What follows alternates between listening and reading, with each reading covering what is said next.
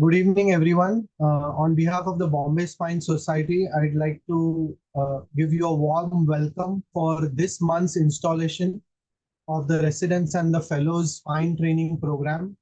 And the topic for today is Adolescent Idiopathic Scoliosis.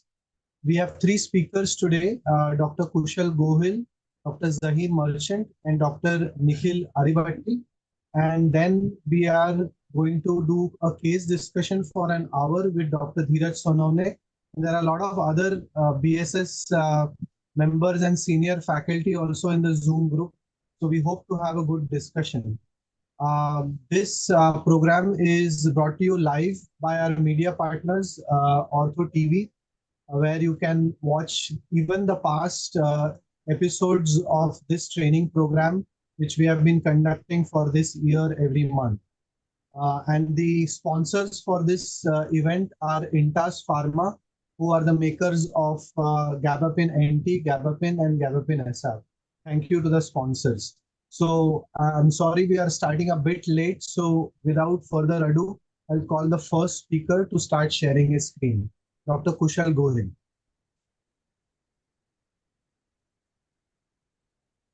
Kushal, you can share your screen. Sure.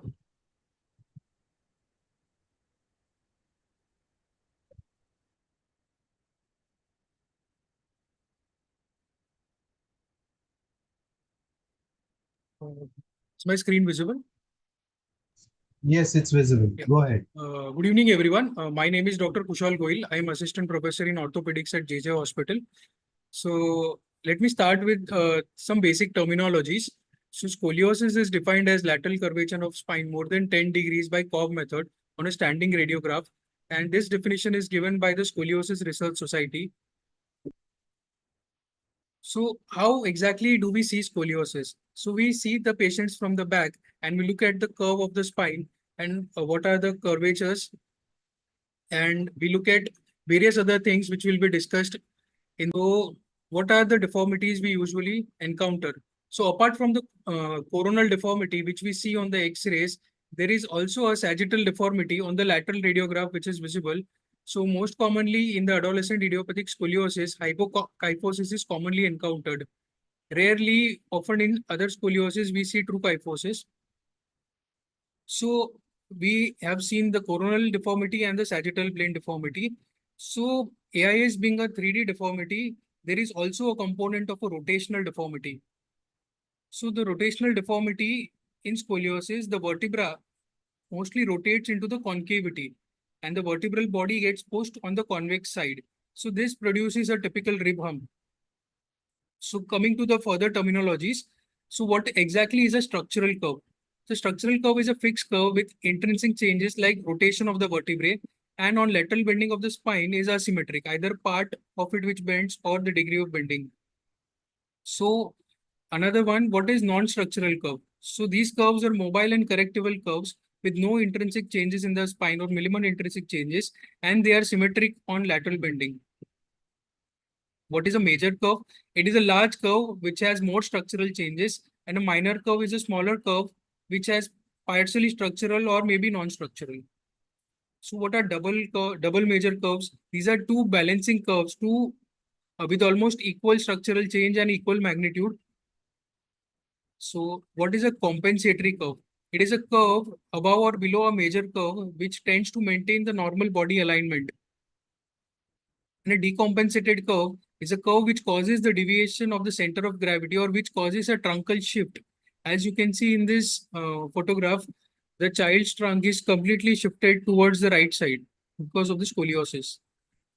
So now coming to the AIS and its classification. As we discussed that it is a 3D deformity with a coronal curve of more than 10 degrees affecting 10 to 18 years of adolescents, and it is a diagnosis of exclusion. Once the neuromuscular, neural, congenital and other syndromic causes have been ruled out, so AIS remains the diagnosis of exclusion.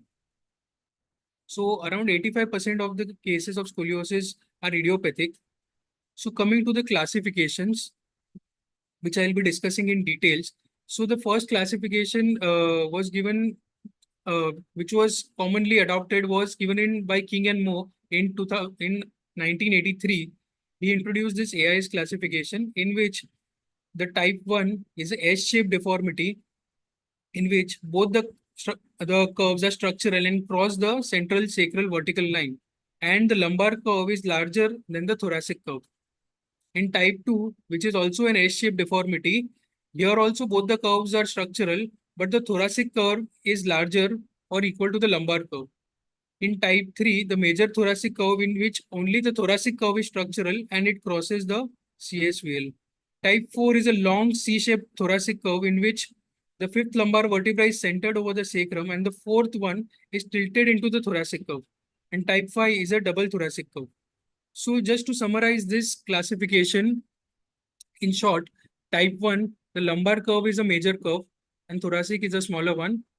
Type 2, the thoracic one is a major curve. Type 3 and 4 are as I described, and type 5 is a double major. So there are several limitations to this classification. Major ones being it did not include triple curves, this sacral or the sagittal plane. Type 2 and 3 are difficult to distinguish, and the importance of sagittal plane balance was lacking in this King's classification. Another important thing that the studies showed that this was this classification had poor to fair reliability, validity, and reproducibility. Hence, to address these limitations in the King's classification, Lawrence Lenke in 2001 came up with a new classification of the AIS, which is known as the Lenke classification. This is just a table summarizing comparing both the classifications. So this is the Lenke classification. It looks very exhaustive and it has a total of 42 subtypes of the scoliosis. So let us simplify this classification. So step 1 is look at any scoliosis curve as 3 curves. So we look at the proximal thoracic curve, the main thoracic curve, and the thoracolumbar lumbar curve. As you can see in this X-ray, we have marked these 3 curves. So step 2 is to identify which is the structural curve and which is the non-structural curve of these 3 curves.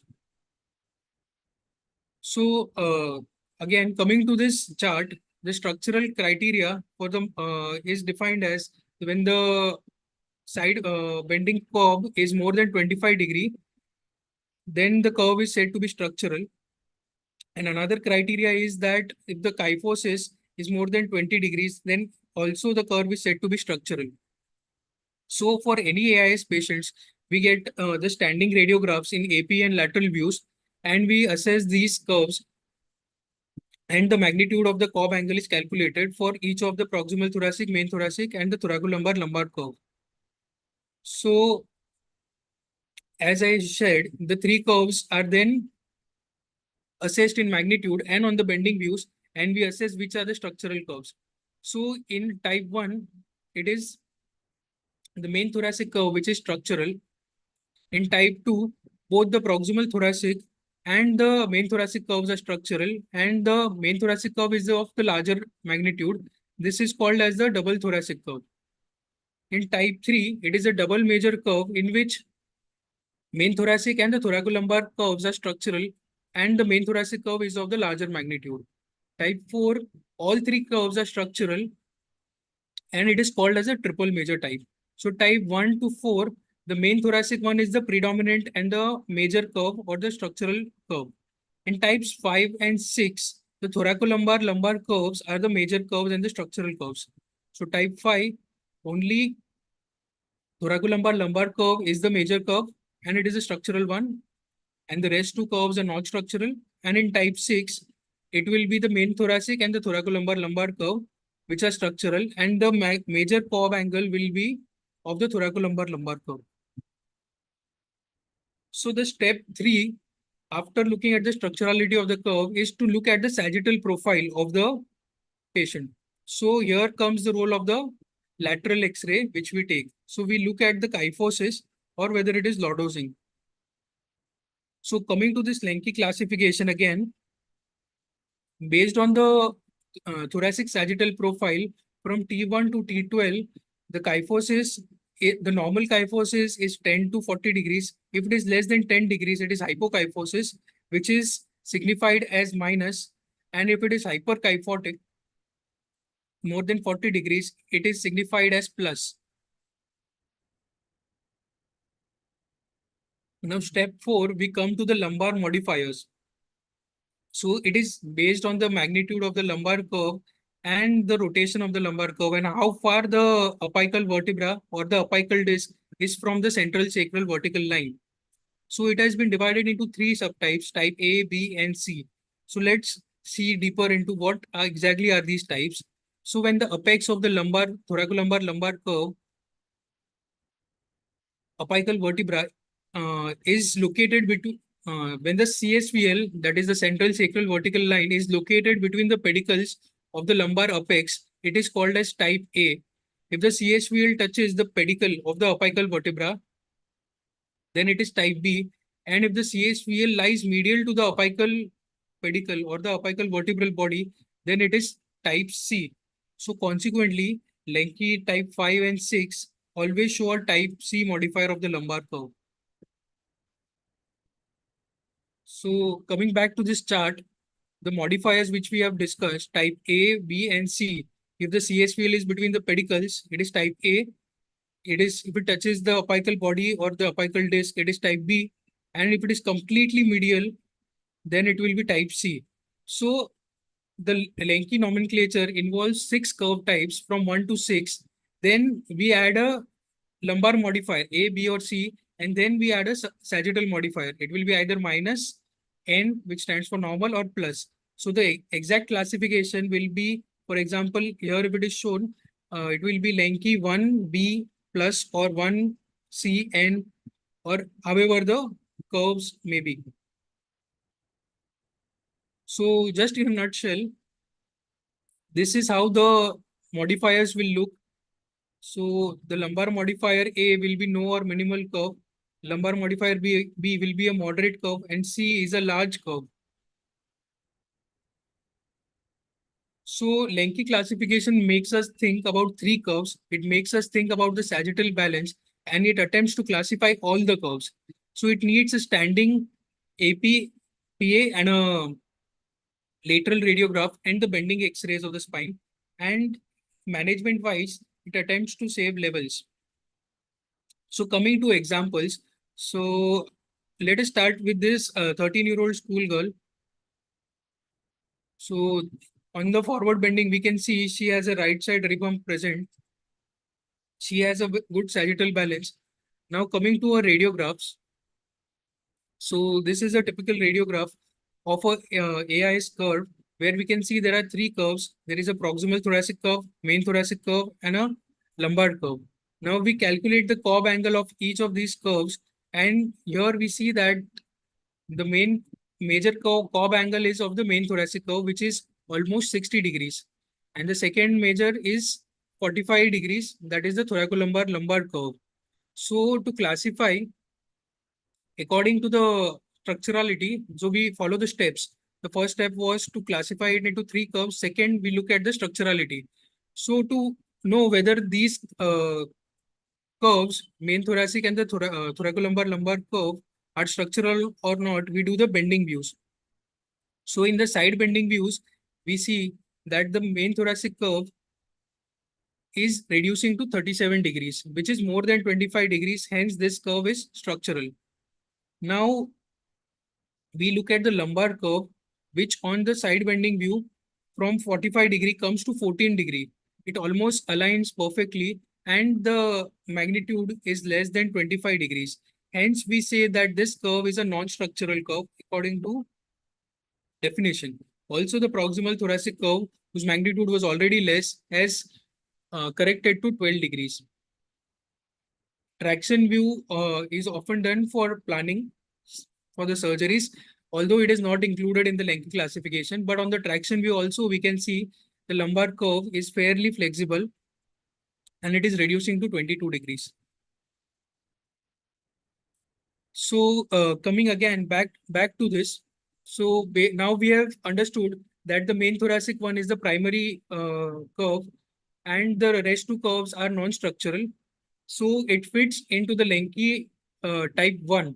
Now second, we have to look at the thoracic lumbar modifier and the thoracic kyphosis. So the thoracic kyphosis is 51 degrees, which is more than 40 degrees. So it becomes a plus. And the lumbar modifier, here we can see the red line, which is the central sacral vertical line. It is almost touching the pedicle of the apical vertebra. Therefore, it becomes an B, type B. So the lumbar modifier is B and a thoracic kyphosis of more than 40 degree is plus. Therefore, the Lenke classification for this curve will be Lenke 1B plus. Another quick example. So this is what was done for this patient. And these are the comparative radiographs of pre-op and post-op X-rays. So another quick example, this 18-year-old female schoolgirl again came with this magnitude of deformity. So these are the radiographs. Here we can see that she has developed a truncal shift. So this curve is decompensated. Now coming again to classify this curve, according to Lenke classification, we look at these curves in terms of the three curves, which is the step one, proximal thoracic, main thoracic, and a thoracolumbar lumbar curve. So here we can see that the major curve which is there is the thoracolumbar lumbar curve. So this is a left side convexity curve. So to assess the bending views, we ask the patient to bend on the same side to see the flexibility of the curve. So this left convexity curve on the left bending view reduces from 48 to 37 degrees, which is definitely more than 25. Hence, this is the structural curve and the major curve. So these are the other bending views. And this we also have a traction view.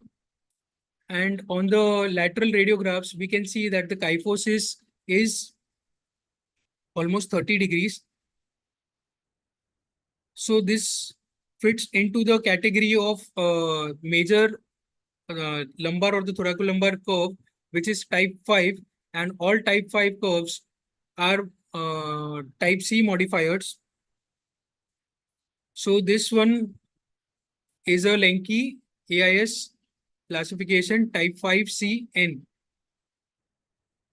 So Lenke gives us 6 curve types from 1 to 6, lumbar spine modifiers A, B, and C, and sagittal modifiers minus, N, and plus.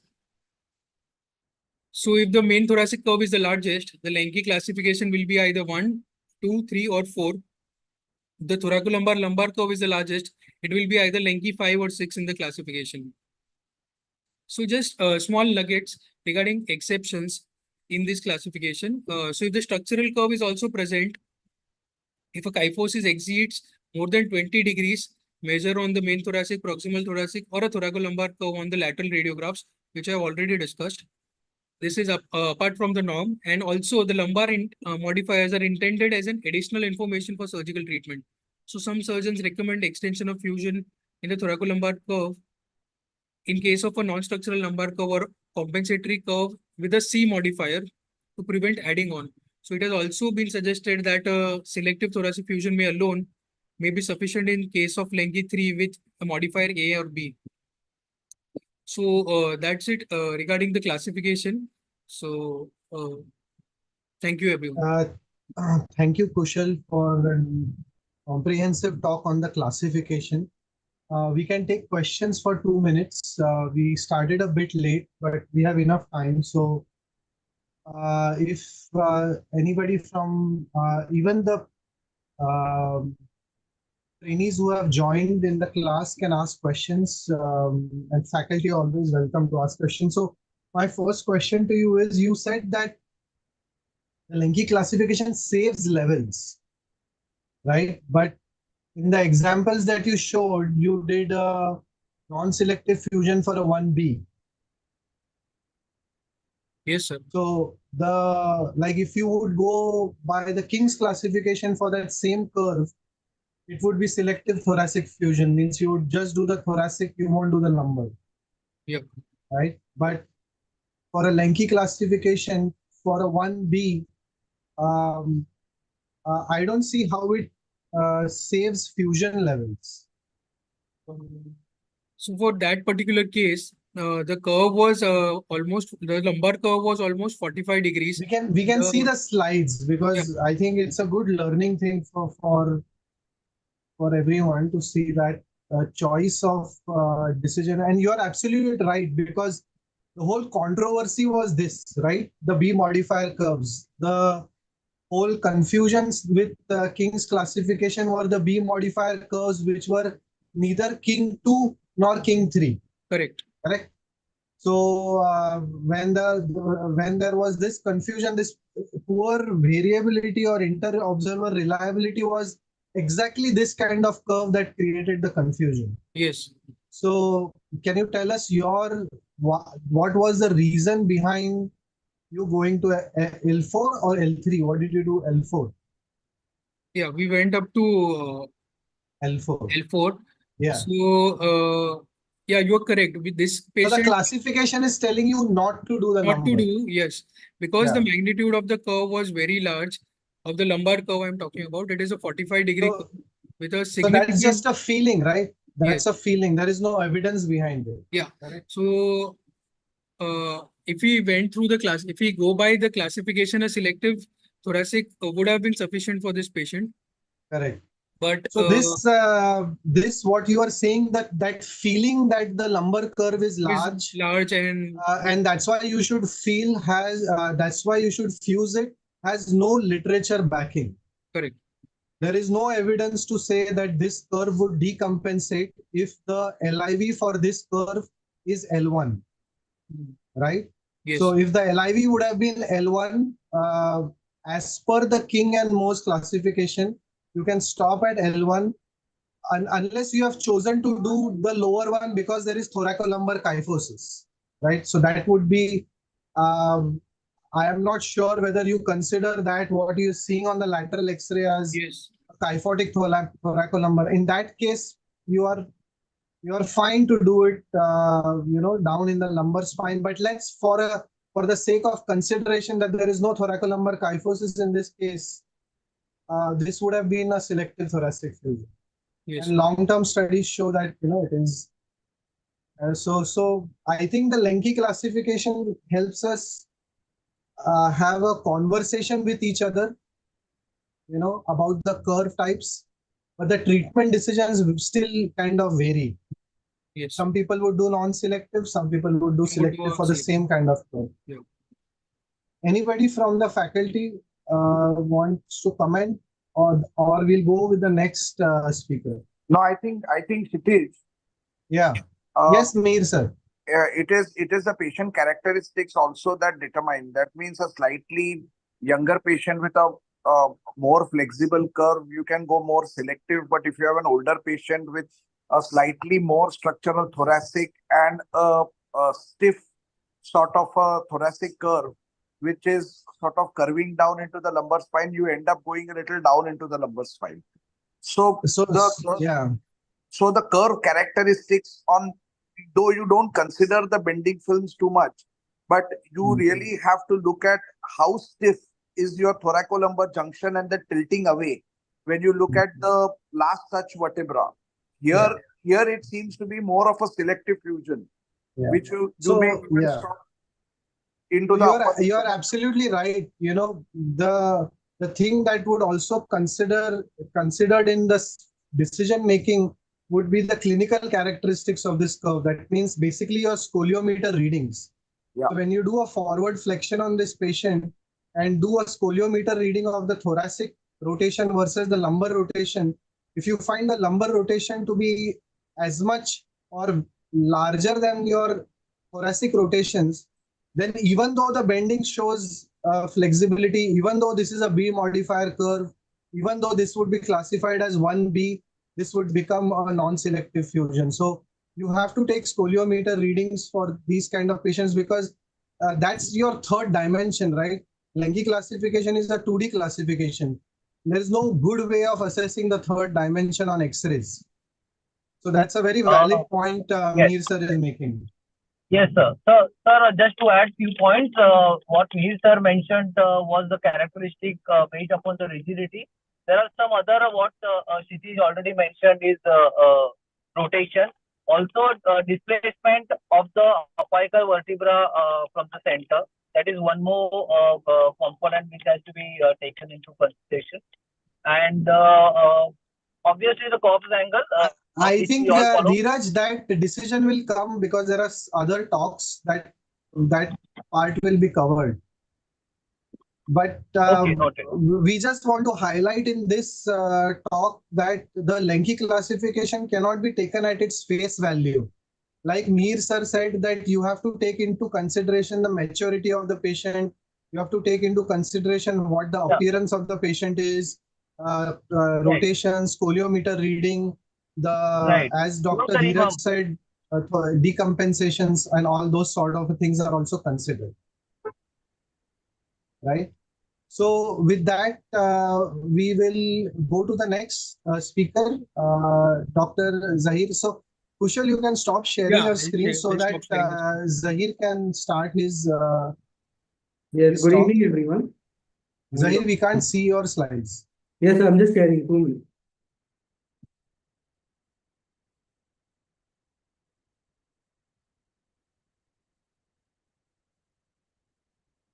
Is it visible now?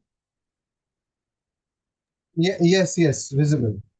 Okay. I'll be speaking on clinical and radiological examination, and the definition of AIS is basically a diagnosis of exclusion, and is a structural lateral curvature and rotation of spine that occurs in patients just before or during puberty in absence of any known cause.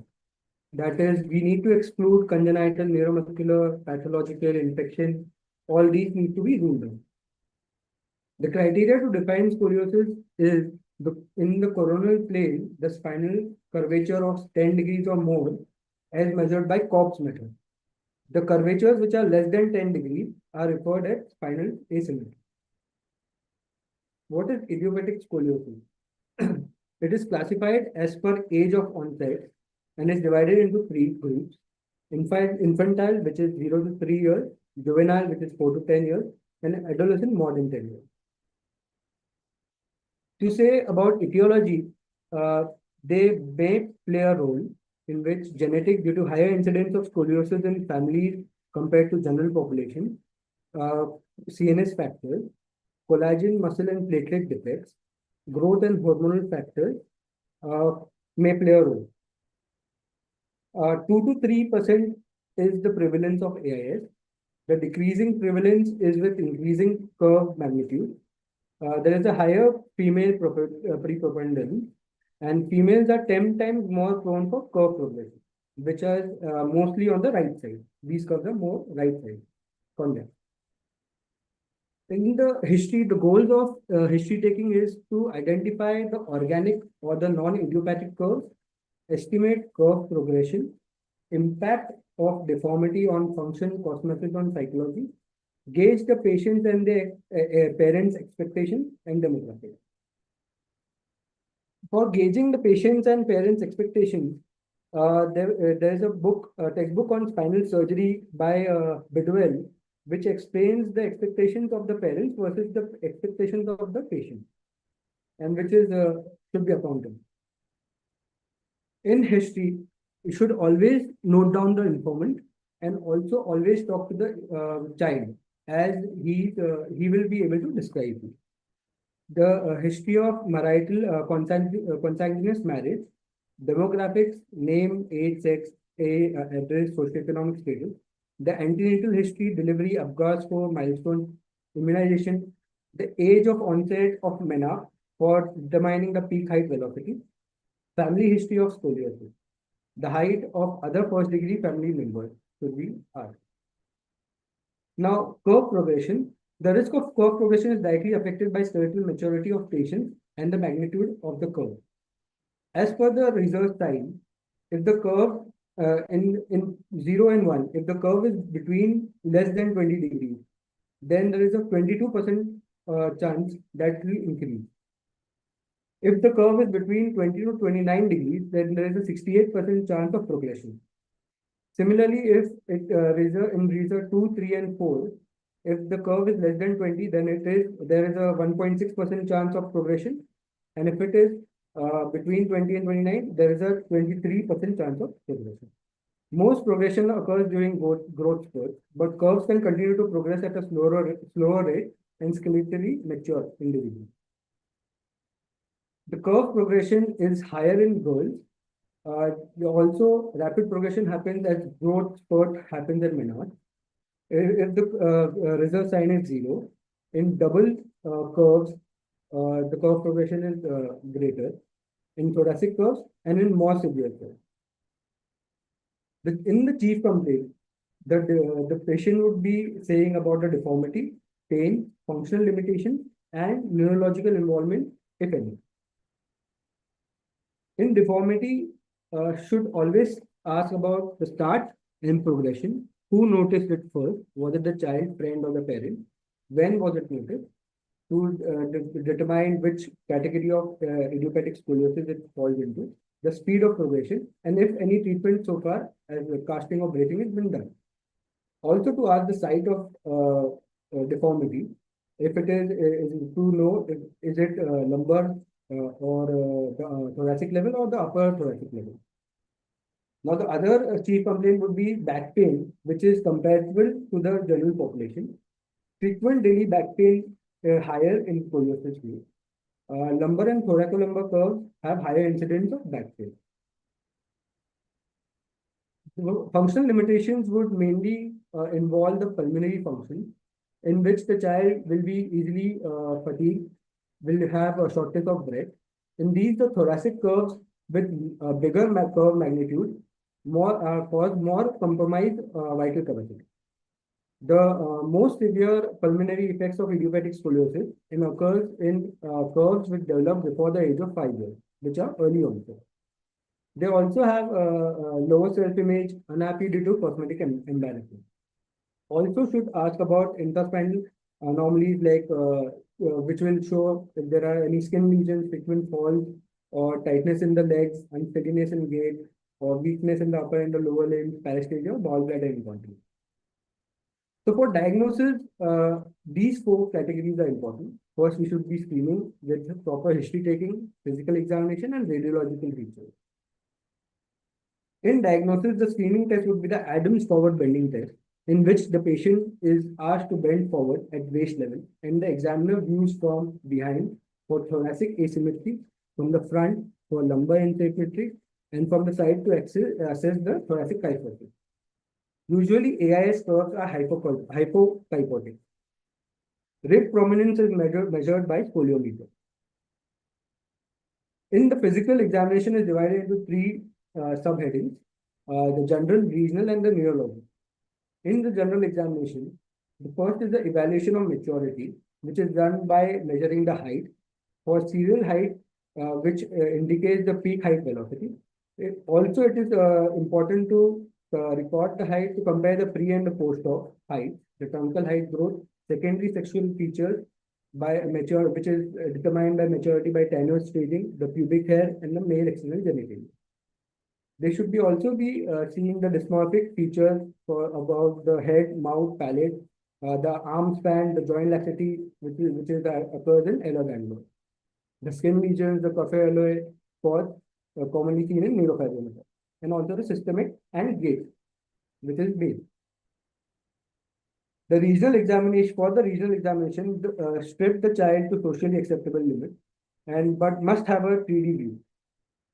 Assess the truncal balance, the head is center or not, shoulder asymmetry, rib hump, subcostal impingement, facial embrace asymmetry, arm trunk distance, limb length asymmetry, hamstring tightness in forward bending, which indicates teethering of the curve.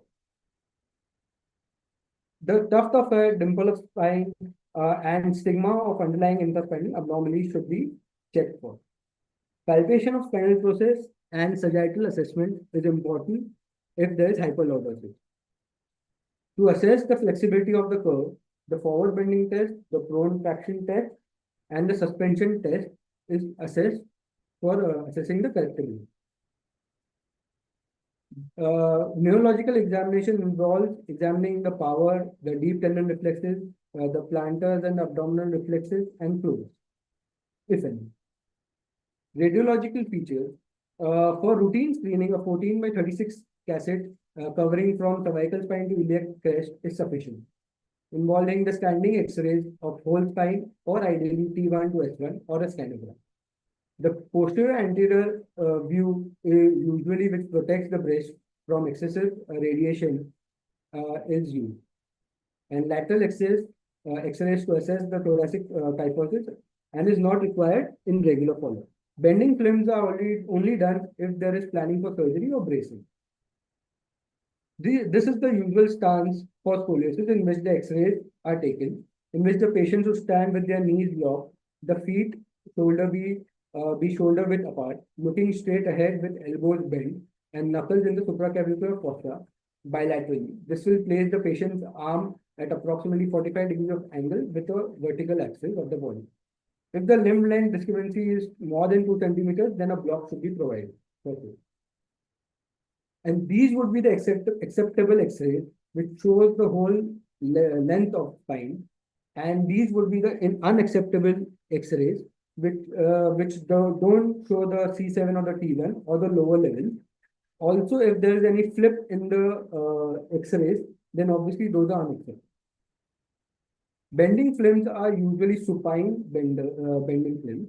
These are they basically show the proximal thoracic and the lumbar curves are seen on the left side bender film, and for the main thoracic, typically the right side bender is seen. The push-prone films are usually seen the need to push at the apex with stabilizing the pelvis and the axilla. The fulcrum bending films, the patient side bending over the bolster, position under the most prominent part of the rib cage, ribs that attach the apex of the curve. The arms are positioned overhead, and the body should be relaxed over the bolster and should be firm enough so that the shoulder and hip does not touch the X-ray table. These are the fulcrum bending films with the X which marks the bolster. The traction films are done not under sedation or anesthesia and can be done. On the PA view, we usually find these terminologies, which are the end vertebrae, the apical vertebrae, neutral vertebrae, and the stable vertebrae. What is the end vertebrae? The top and the bottom vertebrae that tilt maximally into the concavity of the curve, which is least rotated and least horizontally disposed. The apical vertebrae is the central vertebrae within the curve, which is least tilted, most rotated, and most horizontally displaced. The neutral vertebra is the first non-rotated vertebra, which is usually described by the Nash and Moore. The stable vertebra, most proximal thoracic, or the lumbar vertebra, bisected by central sacral line, is the stable vertebra. On X-ray, we note down the curve location based on its apex, which could be either the cervicothoracic from C7 to T1, the thoracic T2 to T11, thoracolumbar T12 to L1, lumbar L2 to L4, lumbosacral L5 to H1. We also determine the curve direction, which is determined by the site of convexity, and the magnitude of the curve is determined by Popp's technique. We also determine the reserve grades, which is ossification of the iliac epiphysis. Reserve 0 is absent. Reserve 1 is 0 to 25%, means the beginning of ossification. Reserve 2 is which is at the time of Menarche. Reserve 2 is 26 to 50%. Reserve 3 is 51 to 75%. Reserve 4 is 76 to 100%, in which the entire epiphysis is visualized but still not fused. Reserve 5 is the entire epiphysis has fused to the crest and corresponds to the end of the height increase. We also determine one more scale, which is the Sanders maturity scale, in which the left hand radiology is involved. This helps in bracing and in early staging, helps in early stages, which depends upon the fusion of the epiphysis of the phalanges. When do we do an MRI? MRI is usually done to rule out cord anomalies, either cord dystometallia or Arnold-Chiari malformation tumor. Also, if there is kyphosis, as AIS is hypokyphotic. In males, in scoliosis associated with back pain, with the apex to the left, or any neurological deficit on examination. The curve is measured by Cobb's method. The curve more than 10 degrees are considered as scoliosis and need to be followed up by to monitor progression. Frequency of follow-up is determined by the magnitude of the curve and the skeletal maturity of the patient. The sagittal balance is the plumb line starting from the dens falls anterior to the thoracic and posterior to the lumbar spine and through the posterior superior corner of S1. The sagittal vertebral axis is when the dens is not sealed. Midpoint of body of C7 is considered at the starting point. What is positive SPA and what is negative SPA? Positive SPA is the plumb line anterior to the anterior aspect of the S1. That is positive sagittal balance. Negative sagittal balance is the line posterior to the anterior aspect of S1.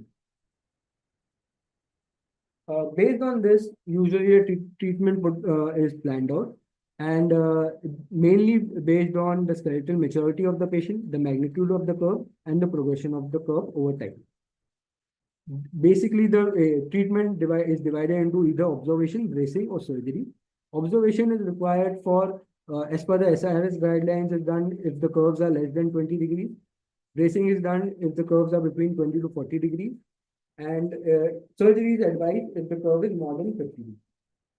There is observation requires PA and AP spine erect views with a lateral spine erect. Bending films are not required for observation. Bracing, effective bracing is termed when the curve reduces by 50%.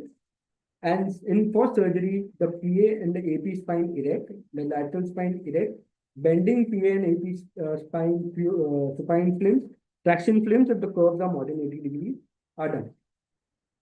Thank you.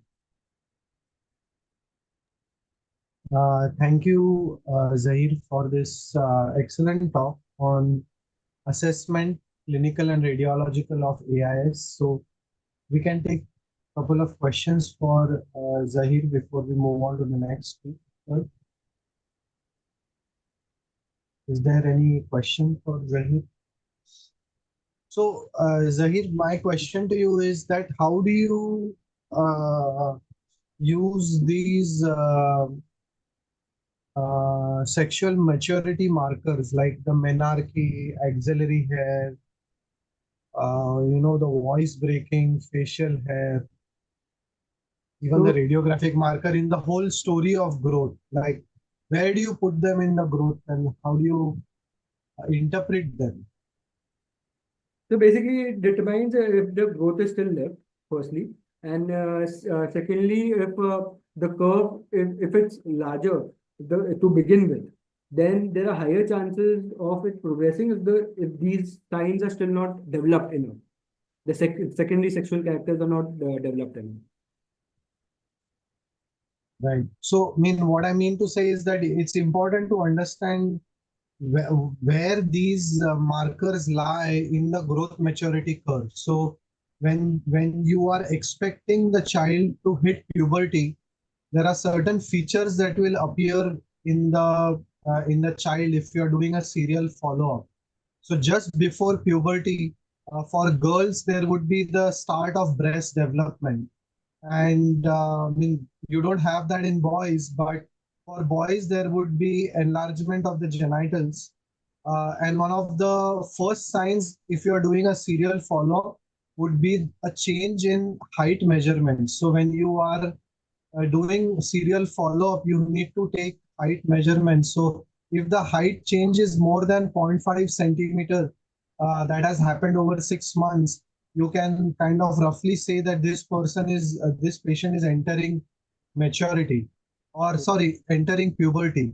And by the time menarche and axillary hair and all these features appear, already the whole main peak height velocity and the fastest growth of puberty is already over, right? So many of these clinical signs are very late signs. The Reeser sign is a very late sign. So there is the patient will spend a lot of time just before these occurrence, and majority of that time will be in the very fast phase of growth. Okay, So thank you, Zahir. So we'll move on to the next speaker.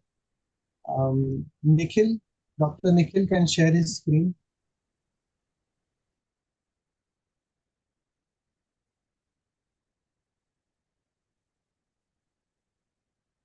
Nikhil.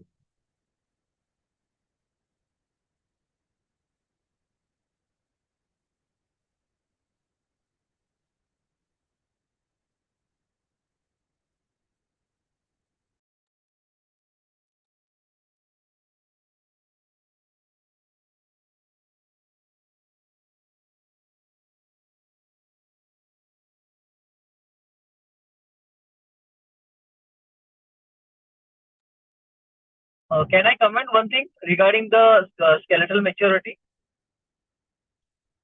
Yeah, go ahead. He Neeraj. just joined in 2 minutes. The Nikhil sir will join in 2 minutes.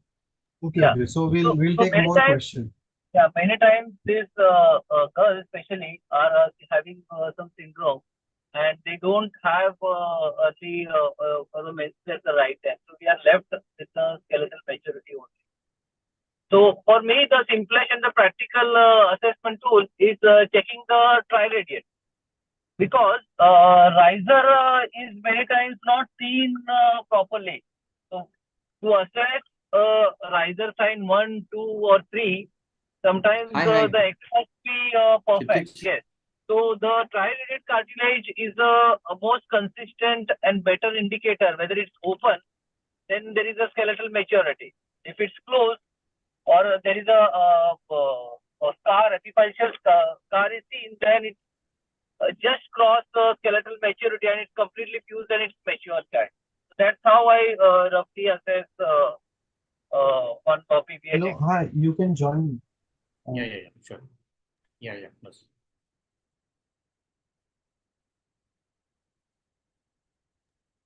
Yeah, that's a very valid point and an important point. So in the growth maturity curve, closure of triradiate cartilage will happen before peak height velocity.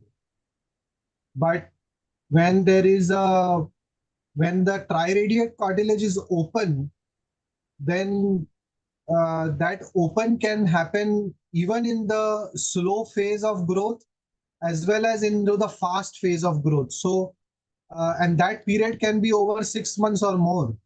So triradiate cartilage, by the time it starts closing, the child is well within puberty, means the puberty has started and you have gone quite way ahead. So if you want to identify which one is the just the start of puberty, when the actual rate starts increasing, the best way is to do serial height measurements, and the next best is to see breast development.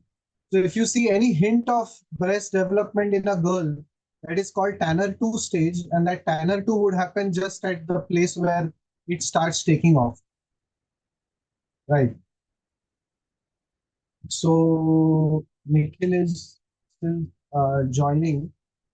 The other thing about MRIs for AIS, I tend to do MRIs if I'm doing surgery for almost every patient. How about you, Neeraj? Are you kind of going by your judgment, or you're doing No. MRIs So before? nowadays I am doing MRI for all the AIS, and sometimes it do surprise us with some intraspinal issue. So Right. So actually there is but CT there I is try to avoid, but MRI definitely I will. so there is there is really no evidence, but the whole point of this is your ability to detect a typical pattern. So, very experienced surgeons who have seen thousands of cases are probably good at kind of picking up what a typical AIS looks like.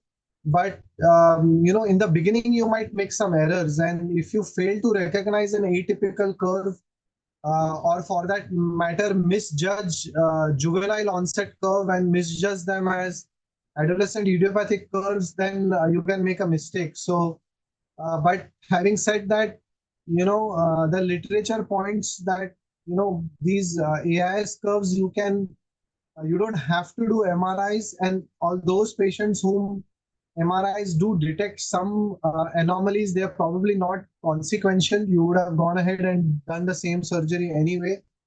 But right now, for medical legal purposes and and the fact that you may not be kind of experienced enough to pick up a atypical pattern, in that case, a mistake can be made. So best is to do an MRI. So that's a good exam question to answer. When will you do a MRI? But in practicality, almost I think everyone is doing an MRI before surgery. Right. Also regarding if the background of curve is bigger, I will also tend to do MRI in such cases. Correct. And one more extra thing, what MRI gives, the information MRI is how close is the cord to the pedicle. So how careful we have to be, or whether we want to keep that particular pedicle on the concave side. So if it is slightly, That's an important point, because very large curves, by definition, probably are not adolescent idiopathic, because large curves, probably the onset is juvenile. And if the onset is juvenile, we know that the incidence of MRI abnormalities is 20-30%. So right. definitely 80 plus curve presenting as an adolescent curve, even though the parents and child says that we noticed it during puberty, may not really be an adolescent onset curve. It might be a juvenile onset curve. So that's a completely valid point. It's best to do MRIs. I'm not sure. So Nikhil is, I think, caught up, but he's still logged in. I can see him. Is he not able to jog? Oh yeah, Nikhil, please start. So We were sorry, waiting for you. I was just traveling and I just reached. So yeah. So will you take more time, or?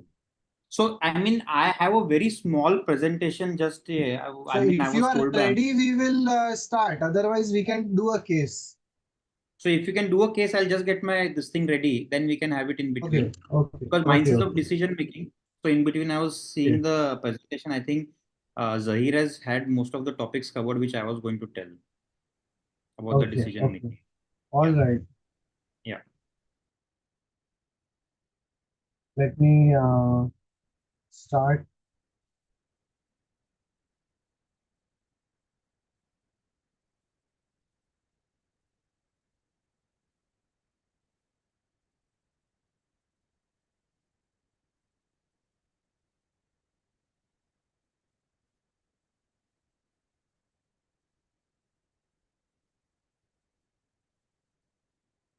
So I'm sharing the screen. Okay. Since this part was not covered in the classification, let's look at this case. Is my screen visible? Right? Correct?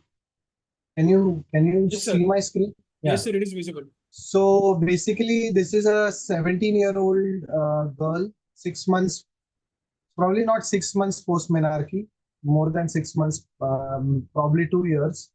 And deformity was noticed by mother, which is progressive. So this is how she looks. This is her clinical appearance. And then let's assume all these cases are AIS. We have done examination, MRIs. I have not put in all that. So this is how the image looks. So let's see, anybody wants to classify among the trainees who are present?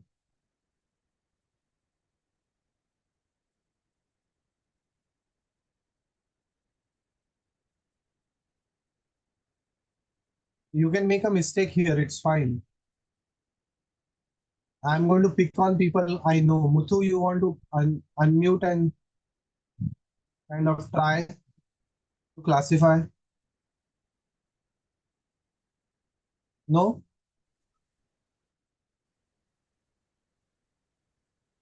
Hello? Okay. Since you have only made the presentation, you go ahead. Speak. Yeah, it's Lanka type 1. Okay, no, just tell us the thought process. Do step Like by step. there is 3 curves and The largest thoracic curve one, is, main thoracic one. okay.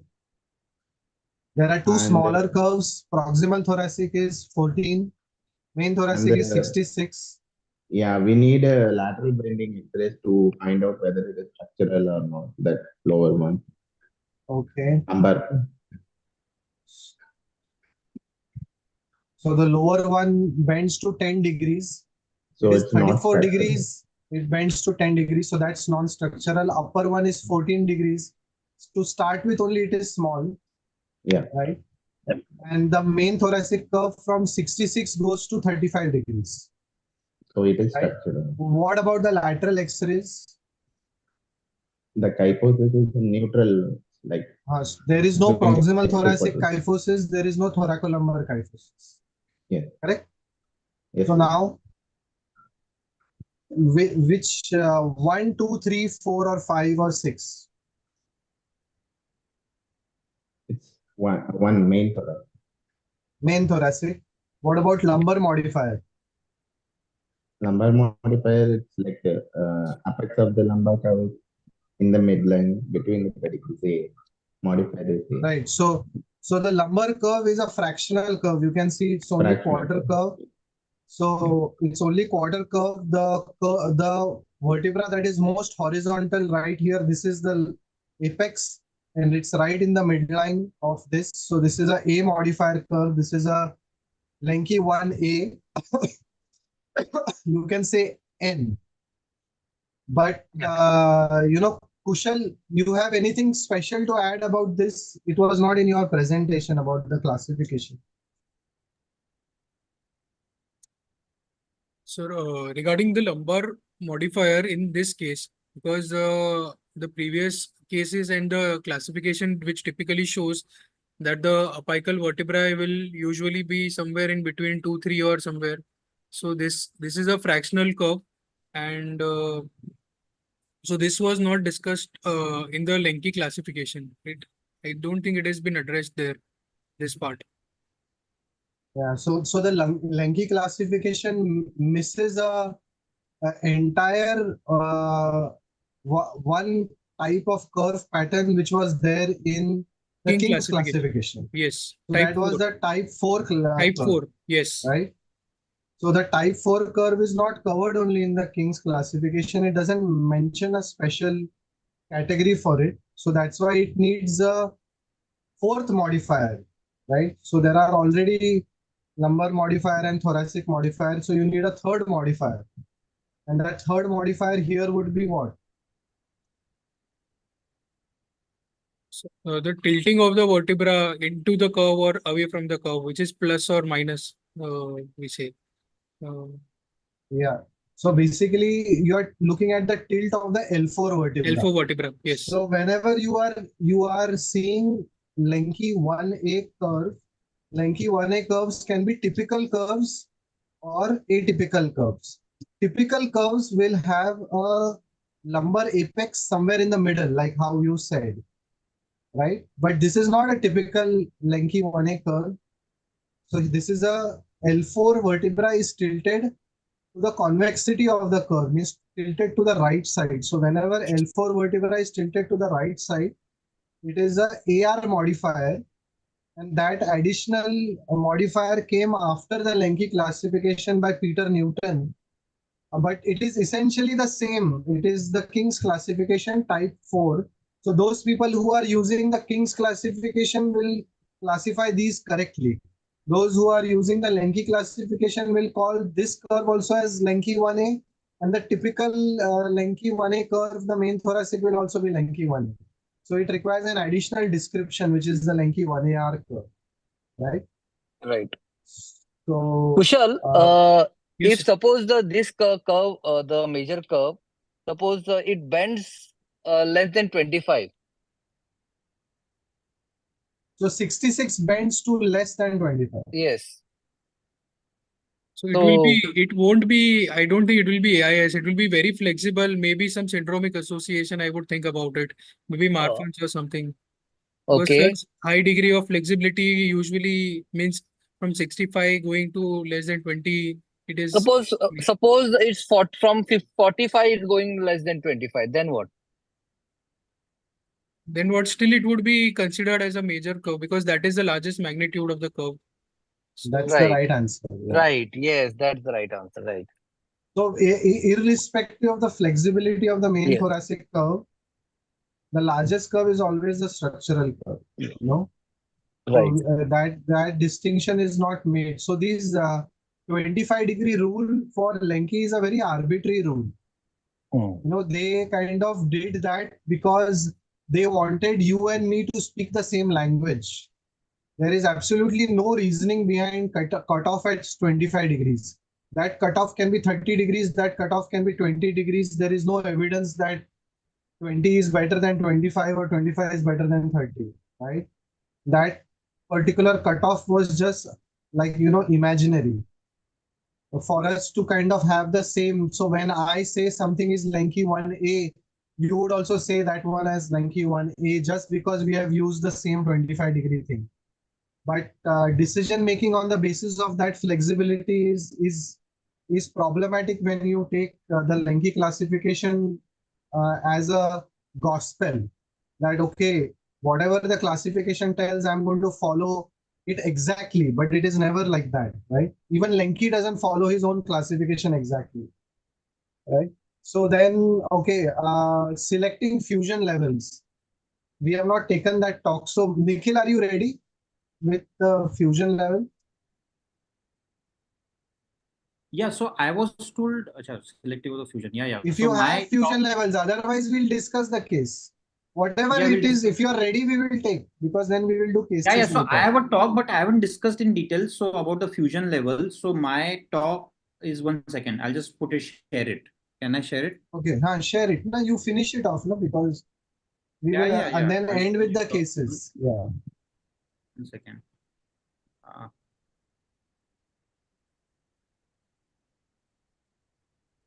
So yeah, so my topic is decision making in AIS.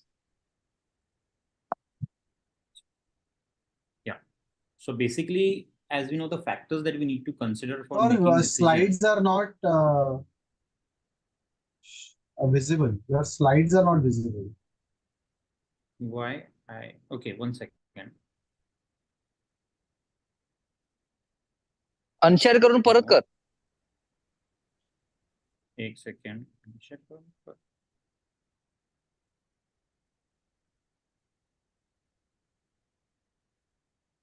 अनशेअर आता अनशेअर केलंय. 1 minute परत share करतो. आता दिसतंय? नाही. नाही? No.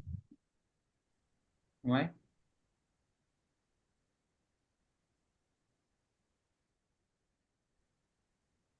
That Kshitij will tell you now. Why?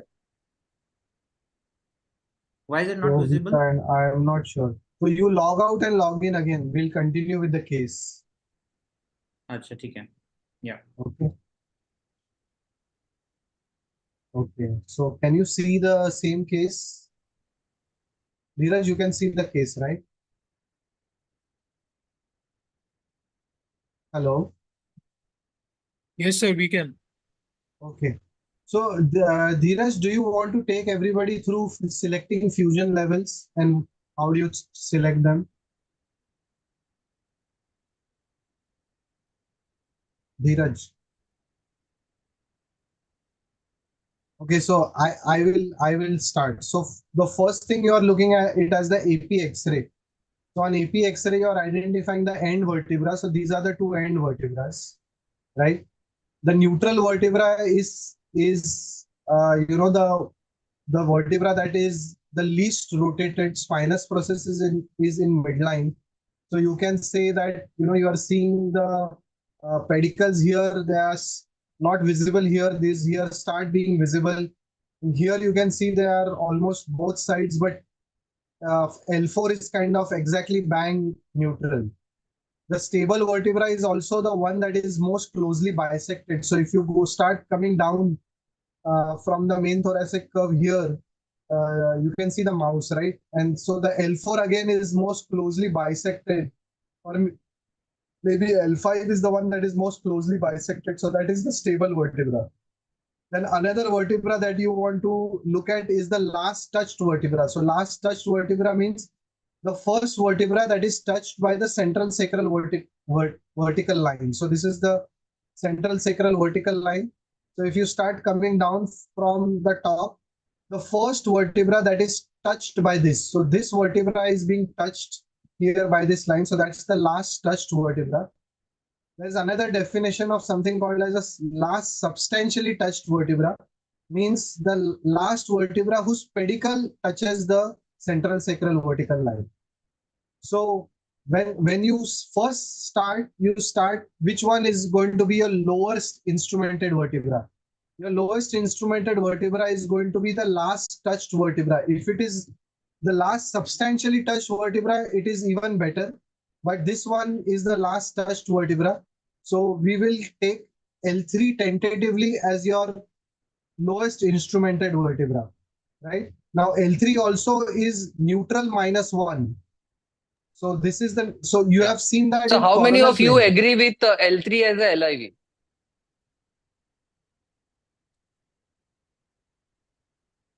Hello? Okay, so Yes. the error is made by choosing bending films as the choice of your lowest instrumented vertebra. So when you do bending x-rays and when this nicely stacks up like this, you think that you would be able to stop somewhere in the thoracolumbar area because this fully corrects. But that would be an error because this is exactly the kind of curve which will not behave that way. So if you do a fixation down to a D12 or L1, because this comes in the midline or you're bending, you will be making a mistake. That's the whole reason why King classified this atypical curves into separate curves, because the rules are they're different for this. So here you are going down to the last touched vertebra. In the Harrington era, it would have been L4. In the modern instrumentation era, it can be the last touched vertebra.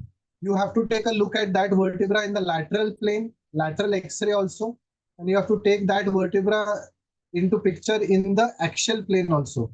Axial plane you will know only by the rotation of the vertebra. So you don't want your lowest instrumented vertebra to be neutral -2. So that's a general rule. So if neutral vertebra is L5, you don't want your lowest instrumented vertebra to be -2. -2 would have been here. L2 would have been -2 from your neutral vertebra. So that's not good. So you can be either neutral vertebra. So if you go to L4, you will be safe. If you go to L3, you will still be safe with modern instrumentation. So that's your LIV, right? And your upper instrumented vertebra in this case, T1 tilt is negative, right shoulder is higher. You see that clinically as well. Upper thoracic curve is not structural. Upper thoracic part does not have kyphosis. So you can safely stop at T4. So if you have to go higher than T4 if you have left shoulder higher, if this cob angle is large and it doesn't bend to less than 25 degrees, or if there is upper thoracic, proximal thoracic kyphosis, right? So these are all reasons for going further.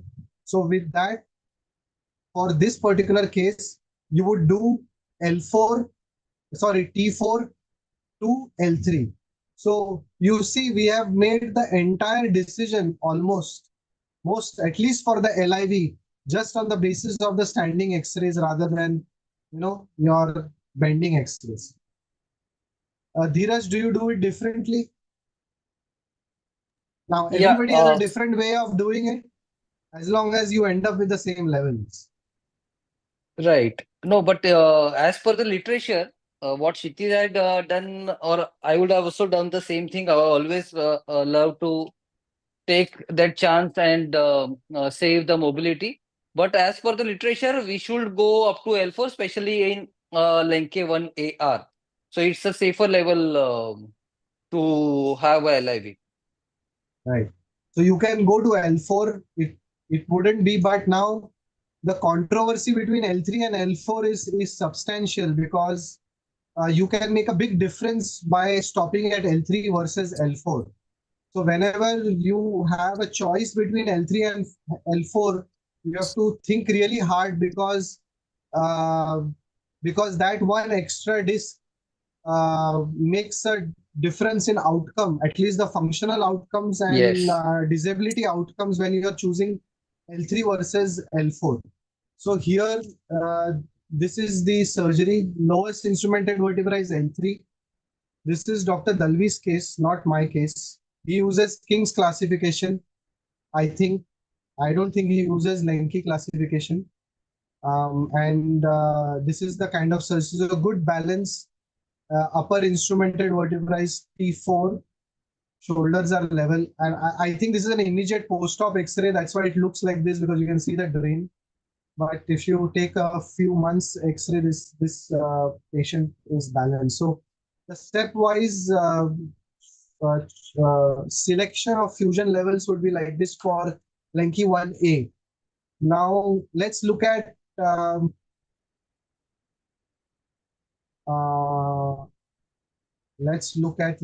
1A. This is not Lenke 1A.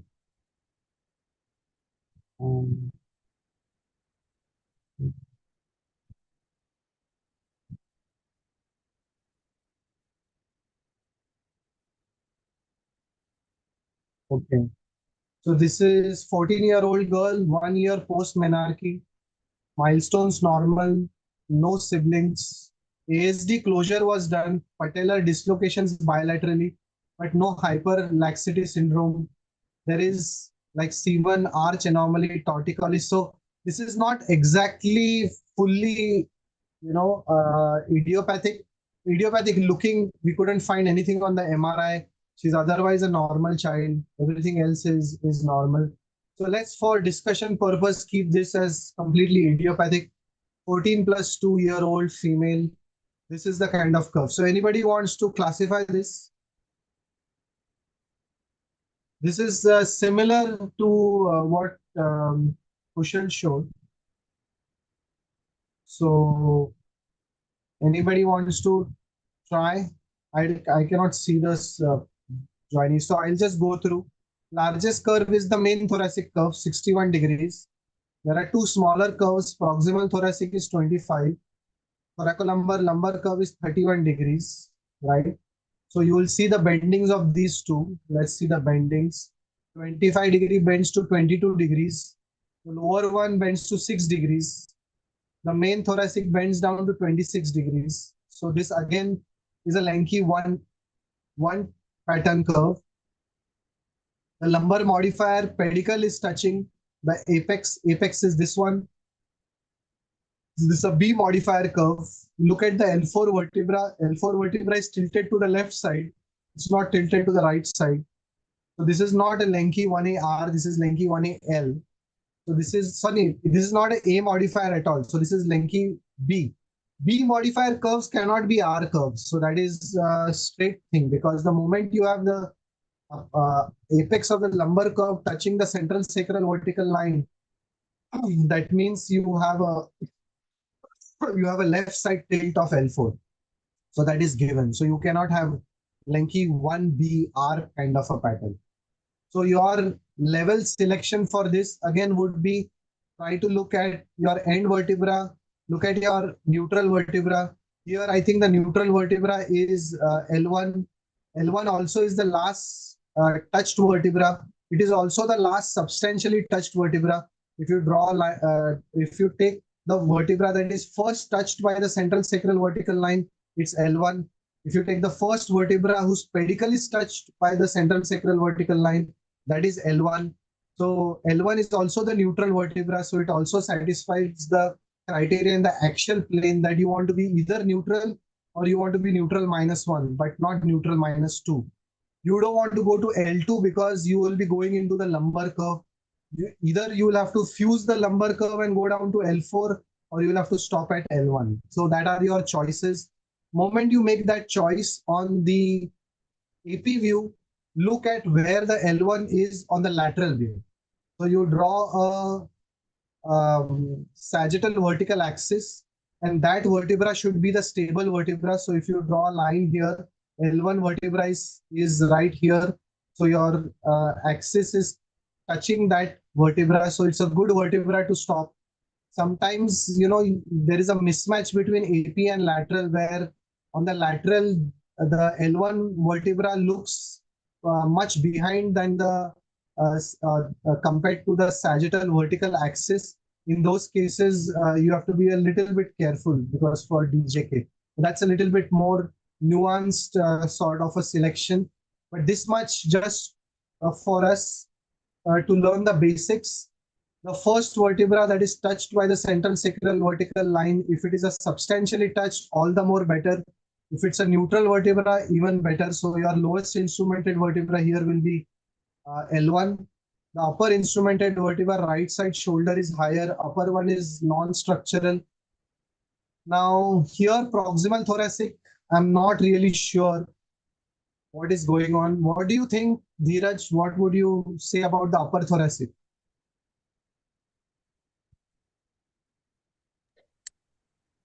Right.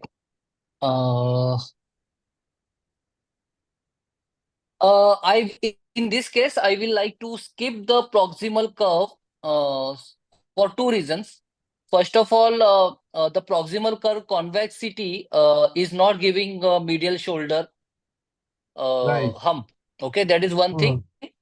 And second thing, the major curve is adding to the shoulder imbalance. Correct. Right. So you will go to T4. T4, right? Yes. Okay.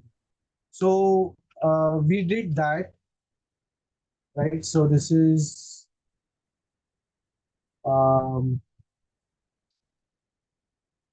sort of the same in close up. So these are the intraoperative X-rays, right? And this is how the post-operative X-ray looks like.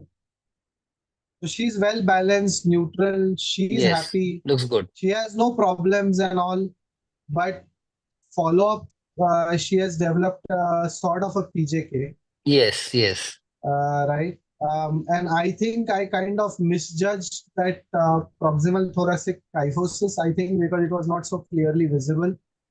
But I mean, even though that PJK is seen radiographic, patient has no problem. Right. It is not cosmetically deforming. She has no sort of any issues. But maybe considering the fact that she was kind of a borderline idiopathic, plus that area was a little bit kind of questionable, maybe, but we got a good shoulder levels and all. So this is the other type 1 pattern. Let's go to two patterns. No, let's see Lenky 1C, C modifier curve. Let me see C modifier curve. Is this a C modifier? Not a C modifier. This is C modifier. Okay. So let's go to this. So this is 12-year-old, 1.5 years post-menarchal. Main thoracic curve, the largest curve is 71. There's a large lumbar curve also now with a lot of rotation. At least on the radiographs, you see a lot of rotation, 54-degree curve. These are not really good quality X-rays, but this is what we have. Now see how the clinical picture makes a difference in decision making. You see here the patient's plumb line drop from C7 is falling to the right side, right? So that has some implications when you are considering two large curves, sort of a double major question mark curve. And you see the thoracic rotations are 30 degrees and lumbar rotations are 4 degrees. So definitely the lumbar rotations are much smaller than the thoracic rotation. So there is differential thing. Now 71 degree bends to 50 degrees, 54 degree bends to 28 degrees. So how will you classify this curve? Assume the lateral is kind of no kyphosis and all. This is the lateral. So thoracolumbar apex is, thoracolumbar area is kind of straight or it's not kyphotic. So this is the curve pattern. Proximal thoracic is non-structural. So everybody would agree this is 3C. Yes. Yes, sir. It's 3C.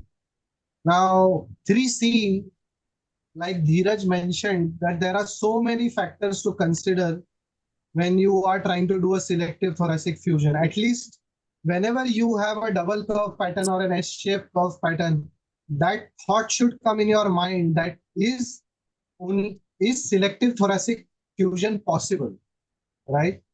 And so that's the question you would ask here. Is selective thoracic fusion possible? So Neeraj, you want to explain this? You were talking about it.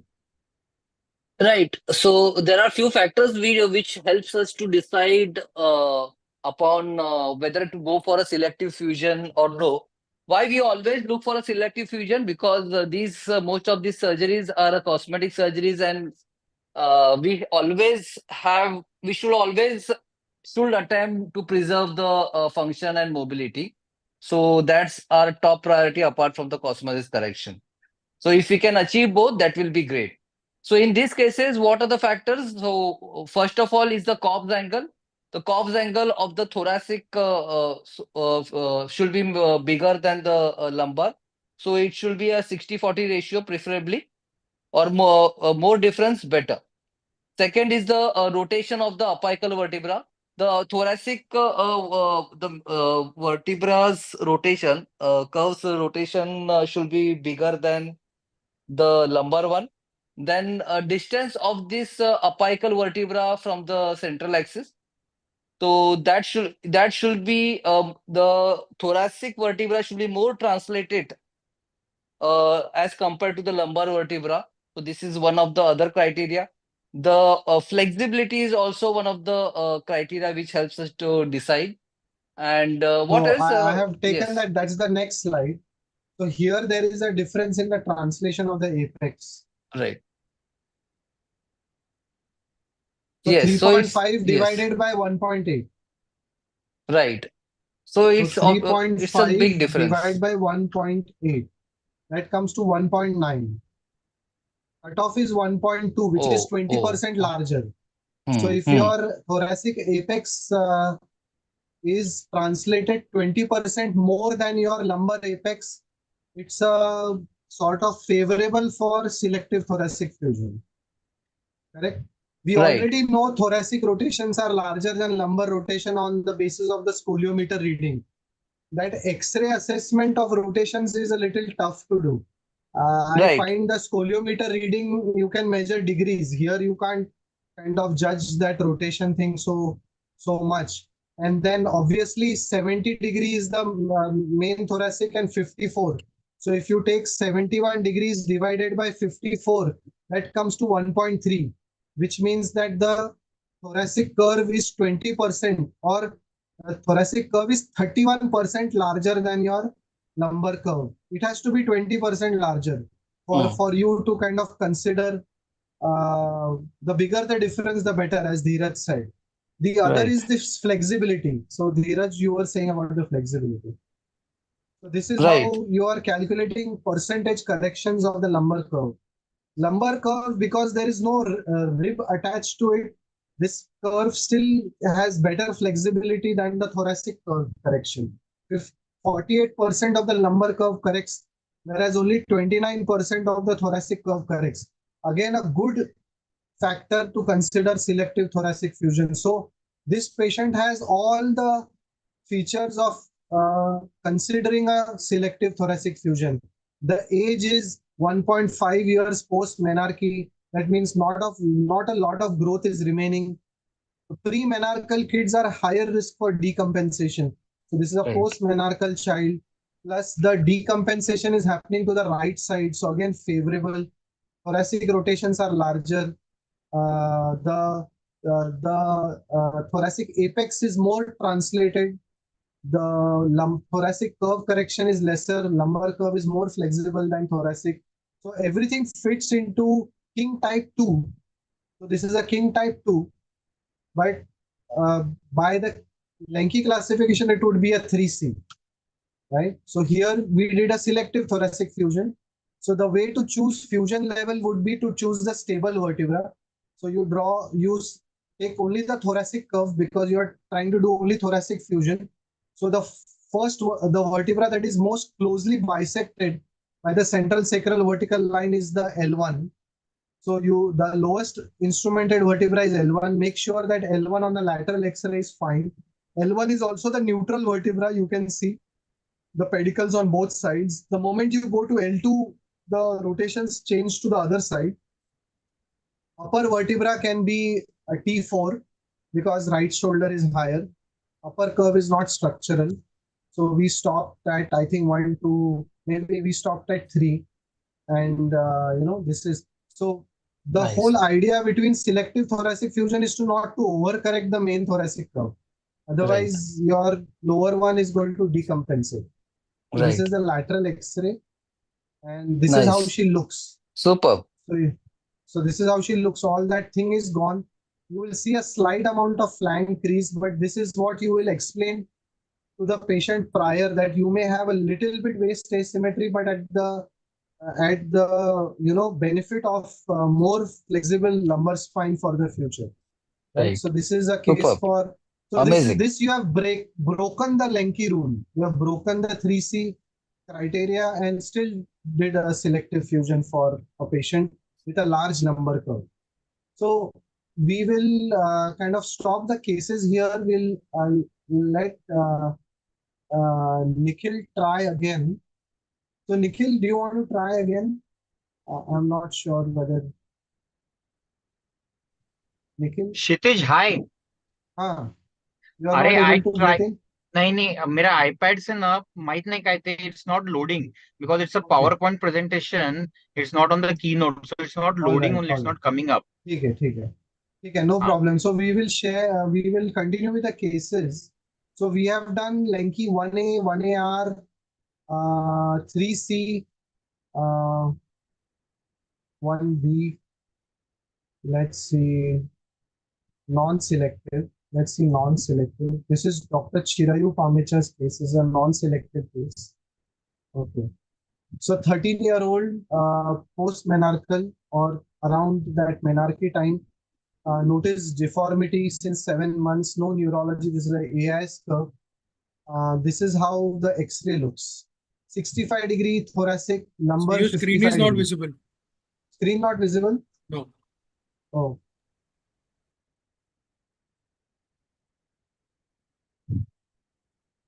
Okay. Okay. 13-year-old. Okay. Sort of just recently menarche achieved. So has gone through the most rapid part of puberty already. This is how she looks clinically. And these are a standing films, 65-degree main thoracic, 55-degree lumbar. Sorry, I have not measured the proximal thoracic. Let's assume it is like 20-25 degree. And so if you see the main thoracic 65 bends to 50 degrees and the lumbar curve 55 bends to 40 degrees.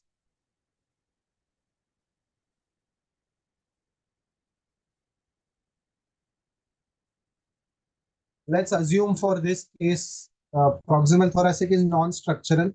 So this is the 3C curve pattern, again, similar to the previous case. But there is one big difference in this case. Can you see what is the difference? The thoracic curve is larger than the lumbar curve. But see the ratio, 65 degree divided by 55 degree. It is 1.1. Right. Okay. And there is something on the clinical photographs that you can notice immediately. Anybody? That's different from the previous case. She has a significant lumbar hump. Yeah, you can see how the lumbar prominence is compared to the thoracic part.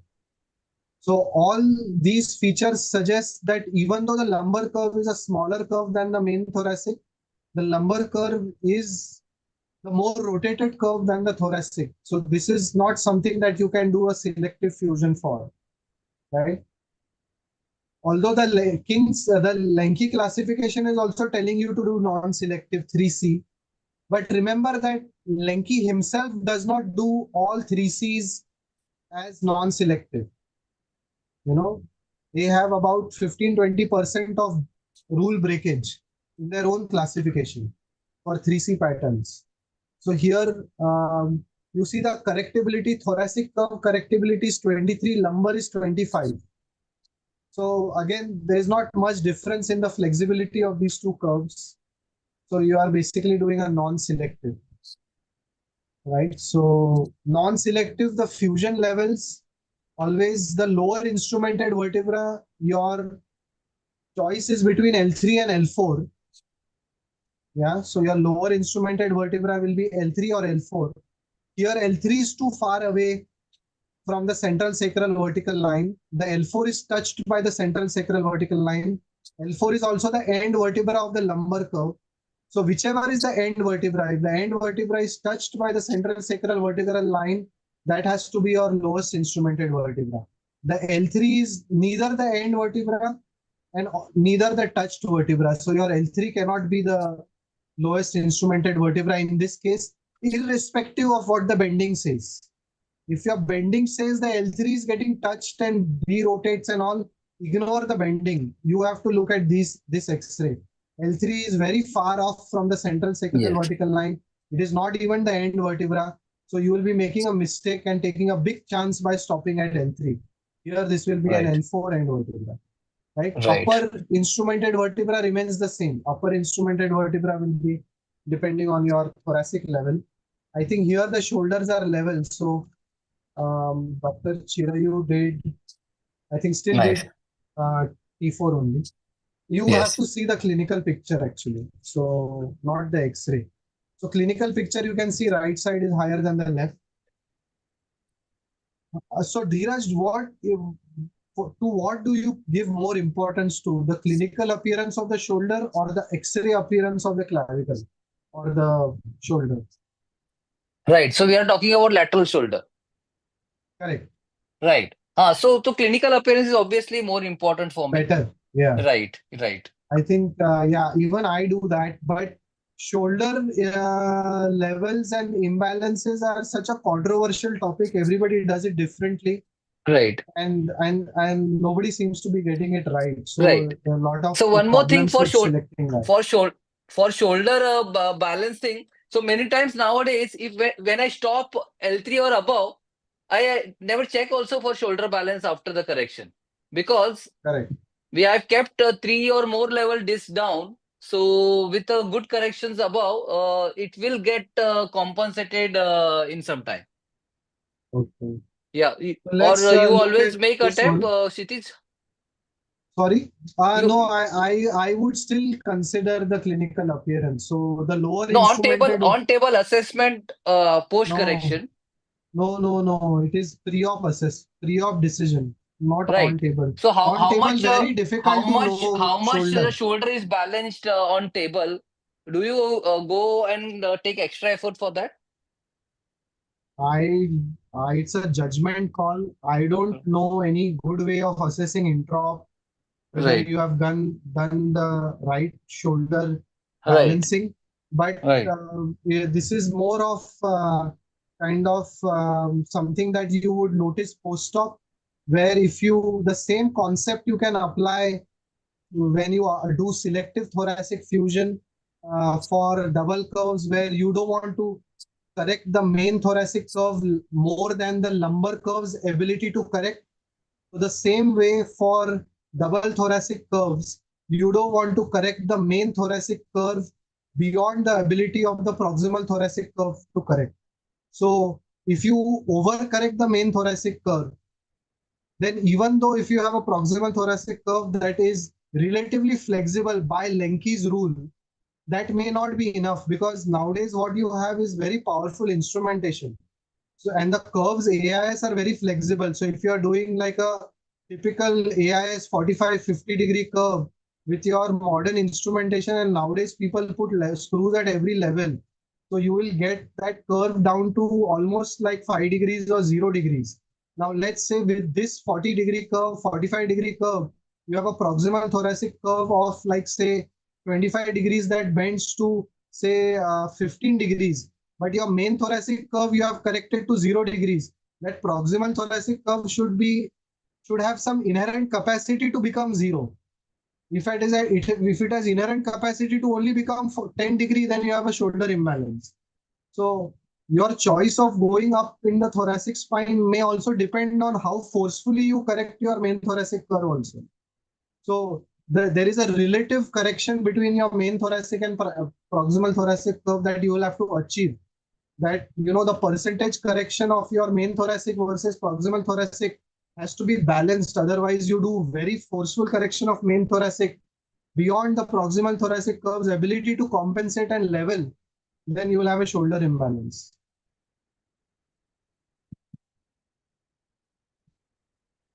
I'm not sure if I was clear, but let's move ahead. Lenki type 5, this is a 14-year-old girl, 2 years post menarche, and you know, X-ray, this is how she looks. Lumbar apex, 62-degree curve, lumbar. I'm sorry, we have not done the other measurements, but take it from me, this is Lenki 5. C, all Lenki 5 curves are C curves. The main thoracic curve is flexible. Proximal thoracic is not existent only, it is almost straight. So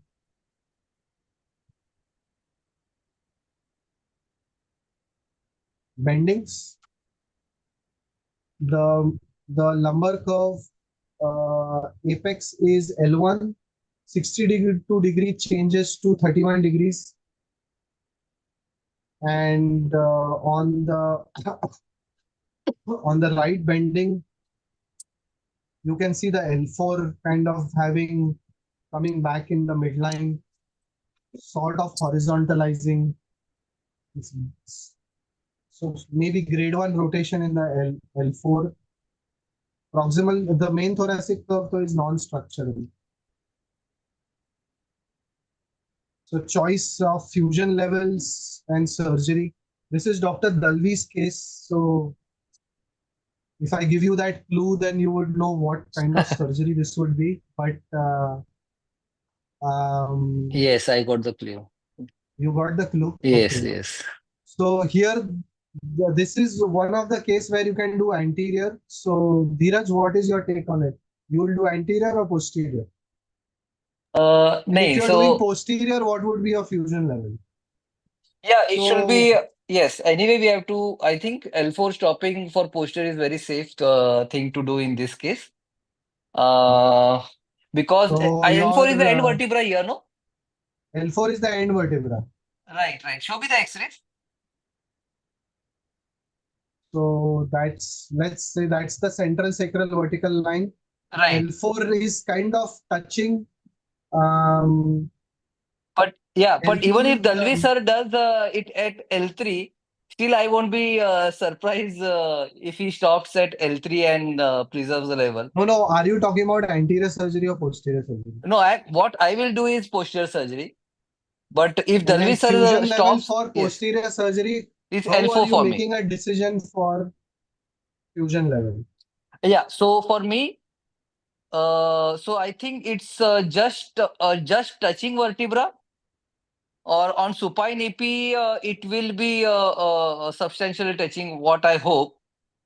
And I never go below L4 in AIS. Always I try to stop at L4 Unless if there is some extraordinary scenario, then I will prefer to go up to the pelvis. So that's I how think yes. this end vertebra is wrong. It should be the upper one. Right, So, right. this The disc Cobb's is angle will open here, increase by and so this few should be degrees. here. Yes, So this one is the upper end vertebra, and right. then maybe, but any which way, L3 is so far off from the Yes. midline. Second thing, Kshitij, I will, to reduce the amount of rotation, I will try to release, do Pontes obviously at most of the level, also will release some disc. I will do fusion at the lowermost disc, and But I will how? like to From release some. posterior? Yes, yes, yes. I'll prefer to do a fusion at the base in this case, and also release some disc Means in the L3 for periapical disc, region. you will fuse from the back, Yes, what you're yes, I will saying. prefer to So do your that. lower instrumented vertebra is L4 because L4 is the end vertebra and it is Yeah. touching the central sacral line, and the upper Yes. instrumented vertebra is T9, T9, T9 will go upper. It will go, T9 will be here. yeah, I think T9 should be okay. And T9 will go into the thoracic curve. Your okay, upper end vertebra can be your end vertebra. So you can do posterior from D11. This is 11, 12, 1, 2, 3, 4. 11 to 4. Posterior pontes at every level, screws, correct? right, All that sort of jazz. right. About anterior surgery. Kshitij, Yes, sir. Oh, sir is here. yeah, can I ask you why you're saying that L3, L4 is the end vertebra?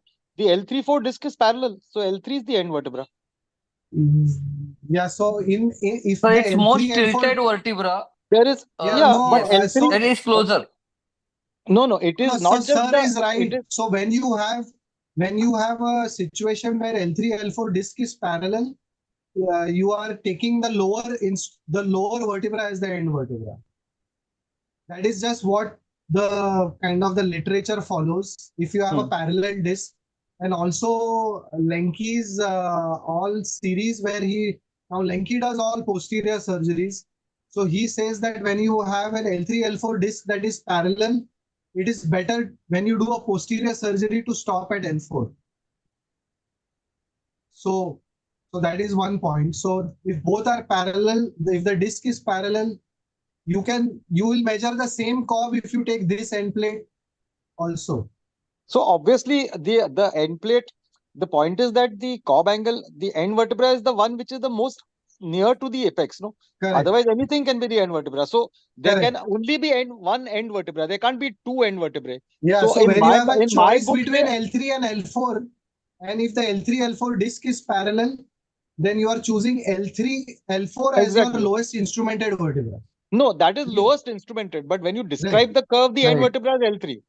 Right. I think sir is And right. the The other L3 thing, also looks more No, tilted here. sir, wait a minute. So this is a special situation. right. So when you have when you say L3 is the end vertebra, there is a qualifier to it that L3 is the end vertebra with the L3, L4 disc being parallel. Now, this subset of patients are a special group of patients where if you try to choose according to the end vertebra, your fusion level, I'm talking about posterior surgery, your chance of decompensations are higher.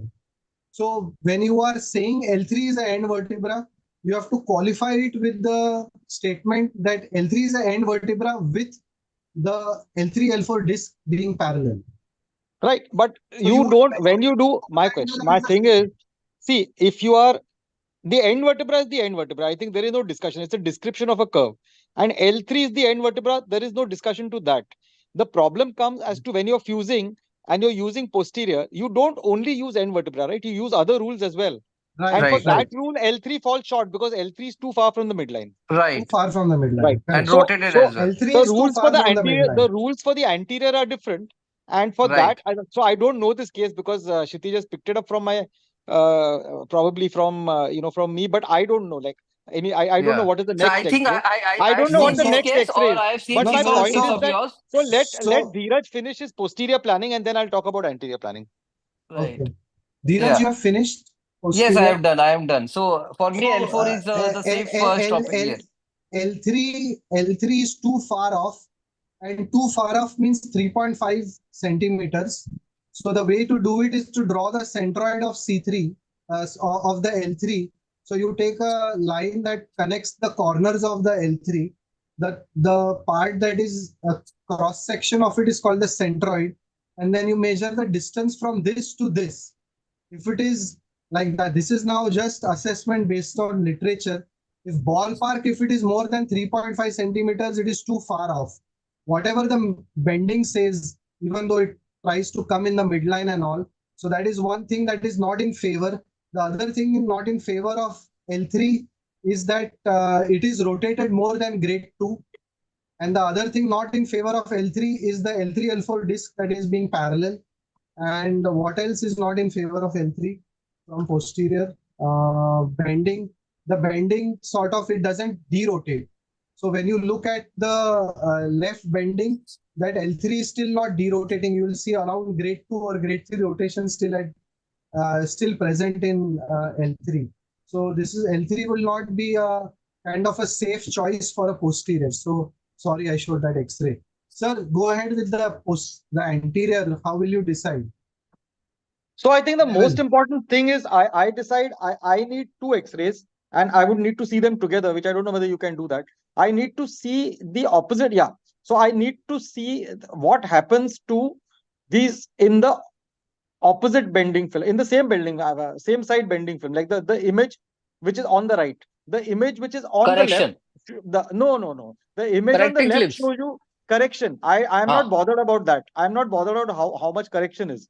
I am bothered about what happens to the vertebrae below it. And wherever the vertebrae below it stack up, when they are parallel to each other, then I can end over there. Yeah. Right. That's right. So here, if I am able to end at L3, because the L3-4 disc is opening to the opposite side.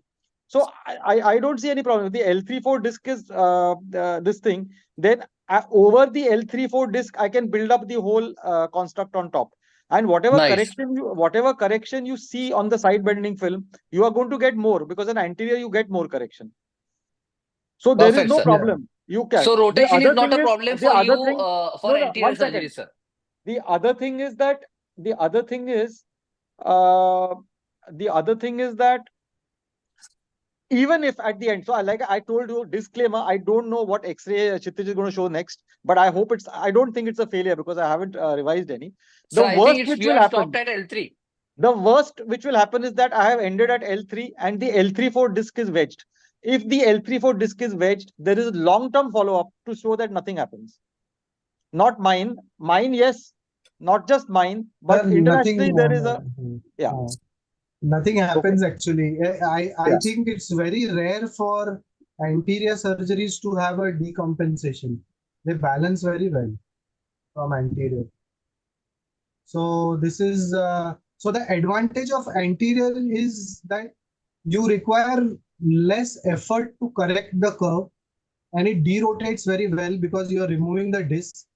And in these kind of situations, you are able to save a very important disc level. Whereas in posterior surgery, this most would choose L4. Here, you can give a good outcome, at least a functional outcome in terms of stopping at L3, because now you have 3 discs that are good at the back. And the only disadvantage of anterior surgery is that you have to make special effort not to make the spine kyphotic.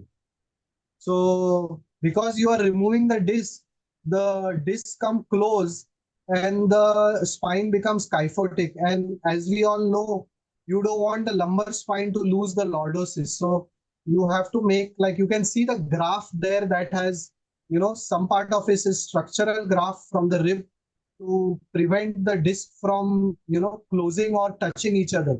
If the entlates start touching each other, then you are going to have kyphosis, which is not really an ideal situation in the lumbar spine. So you can see the lordosis nicely maintained here in this case.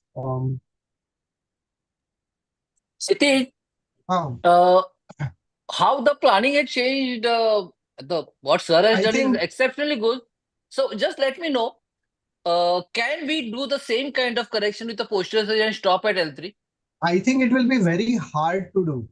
Means you Okay, will have to do so much effort and right. forceful correction. With the modern That means DVR system, you will have to do like you will have to do ponties at every level.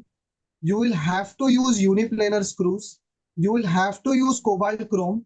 You will have to use BVR, and still you will be on gas whether you have got it or not. why Like so? somebody Why who is so? expert at it, No, somebody who is an expert at it may get it, but right, you really need like good quality. Like I think if you try to do DVR right, with one of our local Indian instruments, then uh, you had it. So you will right, need like the proper things like with a uniplanar screws, cobalt right, chrome, ponties at every level ponties it will be. right, Even though this is a right, flexible curve. So the right. amount of effort required from a posterior approach, and Okay, I know sir will finish this surgery in like, I don't know, 2 hours or enough. so, because this Right, is like a discectomy and putting all this thing. right, Posterior, you will be at it for hours. right. And Perfect. checking on X-ray again and again and again whether you have horizontalized that L3. And mind you, intra-op assessments of L3 horizontalization are not very easy, because patient is prone position. Your Shyam X-ray does not show that in the same picture. Then you have to take some radiographic straight line, make sure it is the plumb line. All that jazz you have to do, and it kind of takes a lot of time to do something like that. Whereas anterior surgery is much easier to do. Okay, so you think with a posterior fasciectomy, Pontes, with this modern equipment, still we won't have that kind of correction what anterior surgeries give, only with discectomy? You may get, but it will be hard. Right, right. No, No, no. So I I I don't will still, want tell to you. still say I will no I tell you. won't because able to, even if, people are doing it. right, But if in my hands I have to do, I right, think I'll break less head and do the front part. If right, really my choice is going to be an L3 lower instrumented vertebra and anterior and L4 on posterior, for a surgeon who can do both, he would right. do It anterior. should be, Now yes, there is obviously. you have somebody who is not comfortable doing a thoracoabdominal approach. For that person, the choice is different. But Yeah, Okay. so I think the one of So, the other things is that because in anterior you get much more derotation as well, right? yes, I think right, that also is a difference. And this rule about the L3-4 disc being wedged is only for anterior surgery. So you don't yeah, get away with it if you do posterior surgery. The other thing is with posterior surgery, your upper end level also will be higher than this. It's not just the lower one. So you may have to go even higher with the right. upper end vertebra. no sir, So, Right. upper will be so same, Okay. sir. Upper will Then be sir is same. going from end to end, I think. End to end. Posterior Huh. also it will be end to end, but Okay. posterior will be end to end. If L3 L4 disc is parallel, that end to end will become L4 rather than L3. If the L3 L4 disc is parallel from yeah. posterior, and Yeah. the L3 is way off from the midline and it is parallel, then posterior you are kind of in dilemma. And most people would err on the safer side from posterior and go to L4. So the other thing is that what this one pointed out, one very important thing is to to restore lordosis. And I have done okay here. You can do better. Actually, what happens is sometimes cost is a constraint. But if you use a cage anteriorly, you are able to do it better. So normally I would have used at least 2 cages there in the lower 2 spaces, and got a slightly better lordosis. So this is a so-so. Like I will not like slap myself on the back for the lordosis part of it, but it can be done. So Like it's amazing, sir. Very exceptional case, sir. Sir, but Yeah, I would have never ठीक है. imagined anybody will be able to stop at L3. That's what you have got is exceptionally good, sir. thank you.